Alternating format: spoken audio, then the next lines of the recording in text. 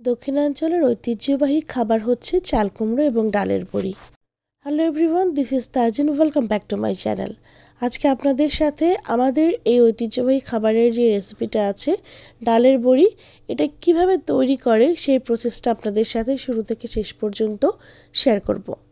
চলেন আজকে আপনাদের সাথে এই মজাদার ডালের বড়ির প্রসেসটা শেয়ার করি কিভাবে তৈরি করছি। বড়ি তৈরি করার জন্য আমাদের প্রথমেই প্রয়োজন মাসকলাইয়ের ডাল। আমি এখানে 5 কেজি মাসকলাইয়ের ডাল নিয়েছি এবং ডালটাকে খুব ভালোভাবে একটা কুলা দিয়ে প্রথমে এইভাবে ঝেড়ে নিচ্ছি, যাতে এখান থেকে যেই ময়লা কিছু থাকে সেগুলোকে আমি বের করে ফেলতে পারি। কুলা দিয়ে ডালগুলো খুব ভালোভাবে ঝেড়ে নেওয়া হয়ে গিয়েছে। দেখেন ডালগুলো ঠিক এরকম হলুদ বর্ণের হয়। এখন এই হলুদ ডালগুলোর মধ্যে পানি দিয়ে দেওয়া হচ্ছে। পানি দিয়ে এটাকে প্রায় 7 থেকে 8 ঘন্টার মতো ভিজিয়ে রাখা হবে। আমি এটাকে সকালবেলা ভিজিয়ে রাখছি। সকালবেলা ভিজিয়ে বিকেলবেলা এই ডালগুলোকে ধুয়ে নিব। দেখেন ডালগুলো বিকেলবেলা কত বড় হয়ে ফুলে উঠেছে, প্রায় ডবল হয়ে গিয়েছে। এখন এই ডালগুলোকে খুব ভালোভাবে পরিষ্কার করে ধুয়ে নিতে হবে। আপনারা নিশ্চয়ই খেয়াল করেছেন যে ডালগুলো কিন্তু কিছুটা হলুদ বর্ণের ছিল। এই হলুদ বর্ণের ডালগুলোকে প্রথমে খুব ভালোভাবে ধুয়ে নিতে হবে। এরপরে এই দেখেন আমি এগুলোকে আপনারা কী বলেন জানি না, আমরা এগুলোকে বস্তা বলি। এই বস্তার সাহায্যে খুব ভালোভাবে একটু ঘষে নেব। তবে বস্তা না থাকলে শুধুমাত্র হাত দিয়ে ঘষে নিলেও হবে। মোট কথা ডালের উপরে যে হলুদ একটা আবরণ থাকে, ওই হলুদ আবরণটাকে তুলে ফেলতে হবে, না হলে কিন্তু বড়িটা একদমই হলুদ হয়ে যাবে, সাদা হবে না। তাই প্রথমেই আমরা ডালটাকে খুব ভালোভাবে একটু ঘষে নিচ্ছি। বড়ি দেওয়ার এই প্রসেসটা একটু লেন্দি এবং এই বড়িটা যেহেতু আমরা সারা বছরের জন্য সংরক্ষণ করি, একটু কষ্ট করে আসলে এটা করতে হয় এবং এটা খেতেও কিন্তু ভীষণ মজা হয়। তো দেখেন আমরা প্রথমেই এই ডালগুলোকে ভালোভাবে ঘষে নিচ্ছি। এতে করে ডালের উপরের যে হলুদ আবরণটা থাকে সেটা উঠে যাবে। আমি একটু ক্লোজলি দেখাচ্ছি। দেখেন অনেকটাই ডালের হলুদ আবরণটা উঠে গিয়েছে। এটা কিন্তু কিছুটা সাদাটে দেখাচ্ছে। ইহান এদিকে মনের সুখে আইসক্রিম খাচ্ছে আর আমরা সকলে মিলে কাজ করছি।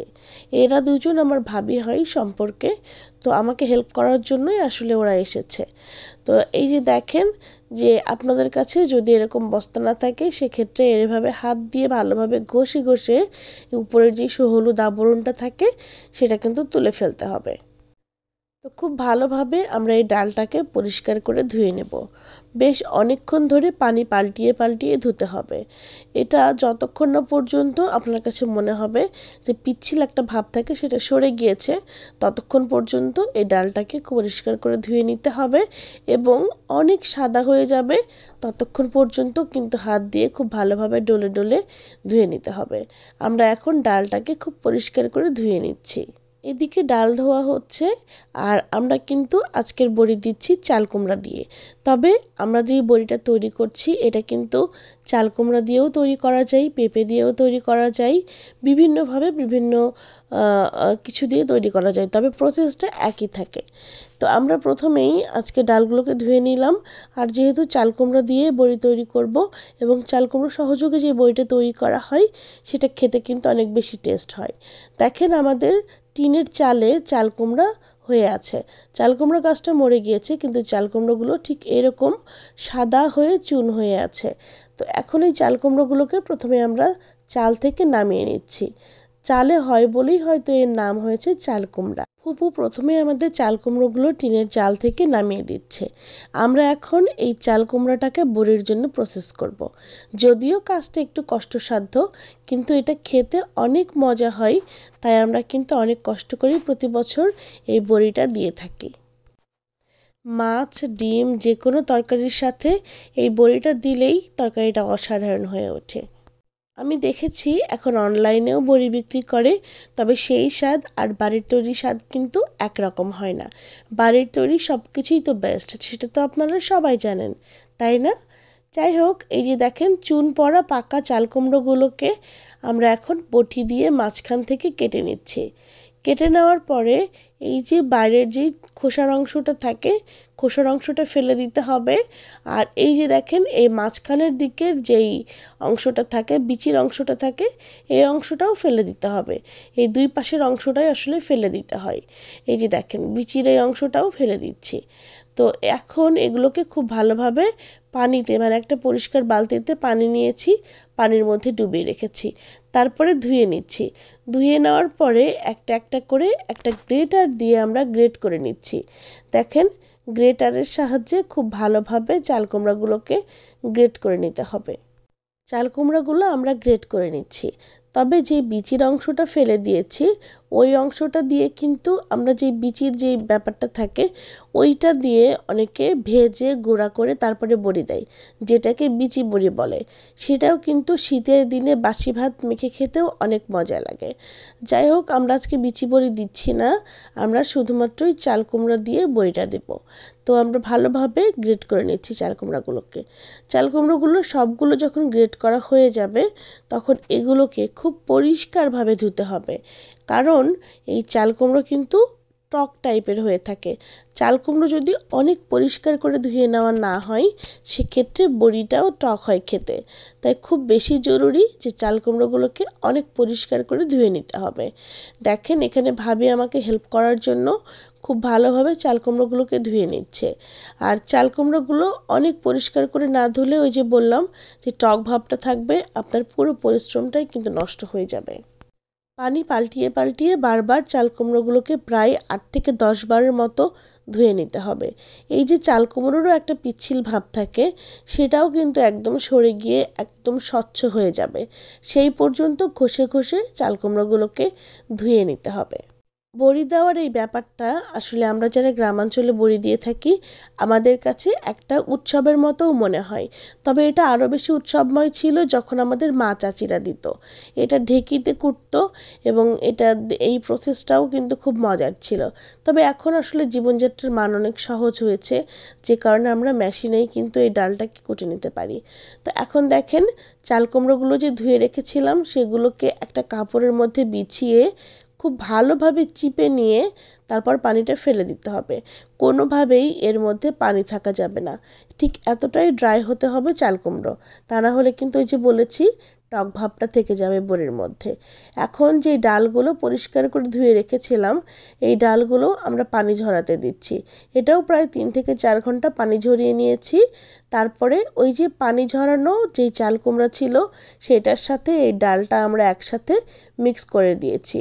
এখন এই ডাল এবং চাল কুমড়োর মিক্স যে করেছি, এটা এখন আমরা মেশিনে এটা করতে এসেছি। এটা কিন্তু যদি অল্প পরিমাণে হয়, সেক্ষেত্রে একটা গ্রাইন্ডারেও গ্রাইন্ড করে নিয়ে নেওয়া যেতে পারে। তবে এটা যেহেতু পরিমাণে অনেক, যে কারণে আমরা এখন এই মেশিনে এই ডালগুলোকে কুটে নিয়ে এসেছি। দেখেন এটা কতটা সাদা হয়েছে। তবে কাজ কিন্তু এখনও শেষ হয়নি। বড়ি দেওয়ার প্রসেসটা একটু লেন্দি এবং একটু কষ্টসাধ্য, তবে ওই যে বলেছি মজা হয় খেতে, যে কারণে আসলে সব কিছুই ভুলে যাওয়া হয়। এই তো প্রথমেই আমরা একটা বাটিতে পানি নিয়েছি। এখন এই বাটির পানি অল্প অল্প করে এই ডালের মধ্যে নিয়ে ঠিক এভাবেই নাড়াচাড়া করে আমরা এই ডালটাকে একটু ফ্লাপি টাইপের করব।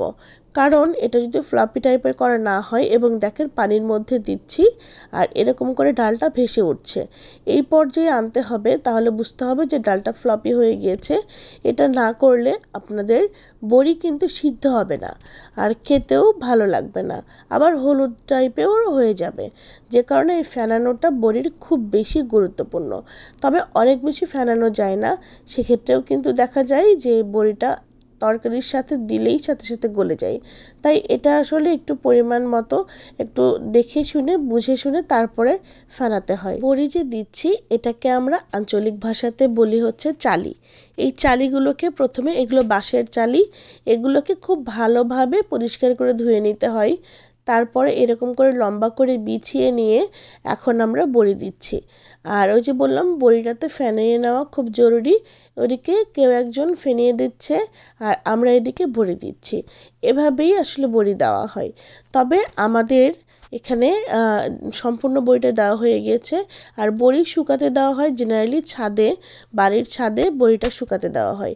তবে আমাদের যেহেতু টিনের বাড়ি, তাই আমরা বড়ি শুকাতে দেওয়ার জন্য একটা জায়গা প্রস্তুত করছি। তো এই কাজটা করতে হেল্প করছে আমার হাজব্যান্ড। তো আমরা বড়িটাকে খুব ভালোভাবে এখন উপরে তুলে দেওয়া হচ্ছে। এটাকে শুকিয়ে নেওয়া হবে প্রায় 3 থেকে 4 দিন। 3 থেকে 4 দিন বড়ি শুকিয়ে নিলেই কিন্তু বড়ি আমাদের খাওয়ার উপযুক্ত হয়ে যাবে। আর মাঝে মাঝে রোদে দিতে হয়, এতে করে বড়িটা দীর্ঘদিন পর্যন্ত ভালো থাকে। প্রত্যেকটা এলাকারই কিছু ঐতিহ্যবাহী খাবার থাকে, সেরকম আমাদের এলাকায় এই বড়ির তরকারিটা খুবই জনপ্রিয়। প্রতিটা ঘরে ঘরে এই শীতের সময় দেখবেন যে বাড়ির মেয়ে বউরা এই ডালের বড়ি দিচ্ছে। তো দেখেন 3 থেকে 4 দিন পর আমাদের ডালের বড়িগুলো শুকিয়ে গিয়েছে। আমরা এখন ডালের বড়িগুলোকে তুলে নিচ্ছি। এভাবে করেই ডালের বড়ি আসলে বানানো হয়। আচ্ছা, আর একটা গুরুত্বপূর্ণ কথা, যখন এই ডালের বড়িটা বানানো হয় খুব গুরুত্বপূর্ণ যে ওয়েদারটা দেখে নেওয়া। 4-5 দিন খুব ভালো রোদ না হলে বড়িটা এত বেশি গন্ধ হয়ে যায়, যেটা কিন্তু আর খাওয়ার উপযুক্ত থাকে না। যে কারণে অবশ্যই দেখে নিতে হয় যে ওয়েদারটা ঠিকঠাক আছে কিনা, বৃষ্টি হবে কিনা। তো এই ছিল ভিউয়ার্স আমার আজকের আয়োজন আপনাদের জন্য। আশা করছি ভালো লেগেছে। সবাই ভালো থাকবেন। আল্লাহ হাফেজ।